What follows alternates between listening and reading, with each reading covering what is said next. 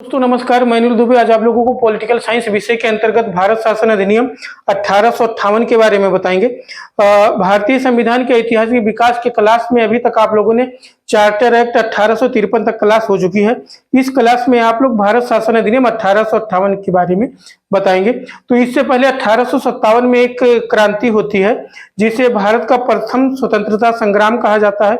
उस संग्राम के बाद ब्रिटिश सरकार एक एक्ट लाती है जिसे भारत शासन अधिनियम 1858 की एक्ट कहा जाता है। उसे भारत के शासन को अच्छा बनाने वाला अधिनियम भी कहा जाता है।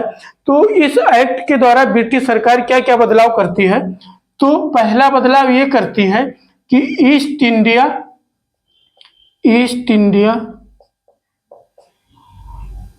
कंपनी के शासन को समाप्त कर देती है। कंपनी के शासन को समाप्त कर देती है। ठीक है, ईस्ट इंडिया जो भारत पे अभी तक शासन कर रही थी उसके शासन को समाप्त करके भारत का जो शासन था सीधे ब्रिटिश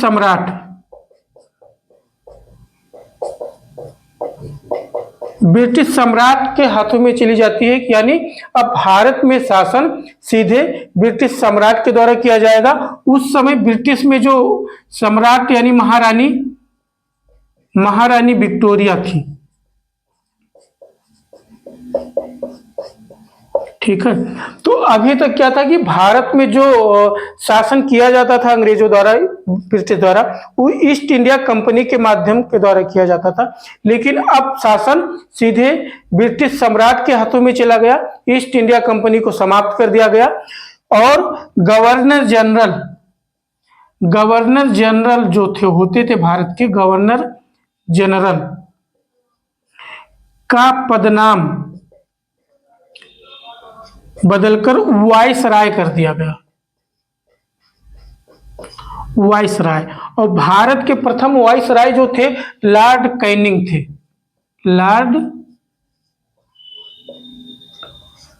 कैनिंग भारत के पहले वाइसराय बने थे। तो क्या हुआ कि गवर्नर जनरल पद को समाप्त करके एक नया पद बनाया गया जिसे वाइसराय कहा गया। और वाइसराय जो भारत के प्रथम वाइसराय थे वो लॉर्ड कैनिंग थे। ठीक है, और उसके बाद में बोर्ड ऑफ कंट्रोल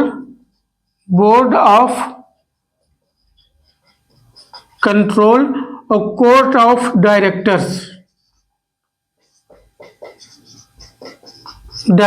को समाप्त कर दिया गया। ठीक, जो बोर्ड ऑफ कंट्रोल बना था ईस्ट इंडिया एक्ट 1784 के तहत, उसे समाप्त कर दिया गया क्योंकि ईस्ट इंडिया कंपनी पर यह पर्याप्त नियंत्रण नहीं कर पाई। उसके बाद एक सेक्रेटरी ऑफ स्टेट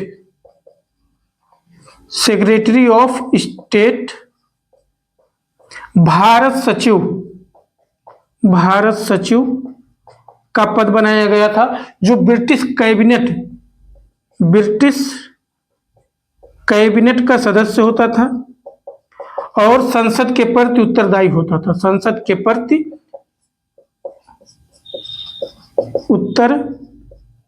होता था। ठीक है, उसके बाद में सेक्रेटरी ऑफ स्टेट की सहायता के लिए एक 15 सदस्यीय परिषद बनाया गया जिसके अध्यक्ष होते थे वाइसराय। अध्यक्ष होते थे भारत सचिव। ठीक, भारत सचिव अध्यक्ष होते थे। इनके सदस्यों की संख्या 8 सदस्य सम्राट द्वारा नियुक्त होते थे और 7 सदस्य कंपनी के सदस्यों द्वारा।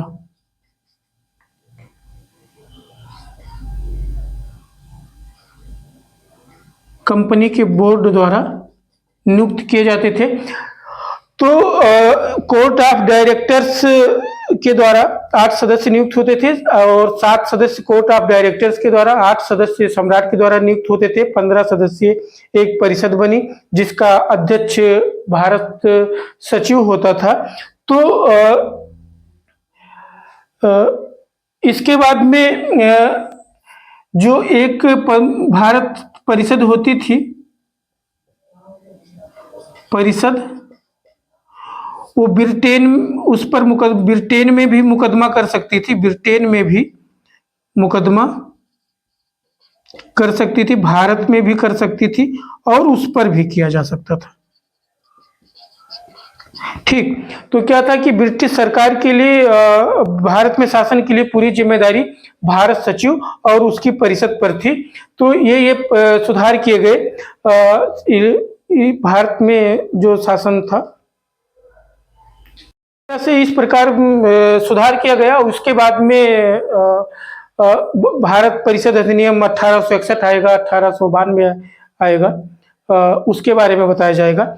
यदि आप पॉलिटिकल साइंस विषय की पढ़ाई कर रहे हैं, किसी भी प्रकार का यूजीसी नेट जेआरएफ की तैयारी कर रहे हैं पॉलिटिकल साइंस से, तो आप इस चैनल को सब्सक्राइब कर सकते हैं। नमस्कार, धन्यवाद।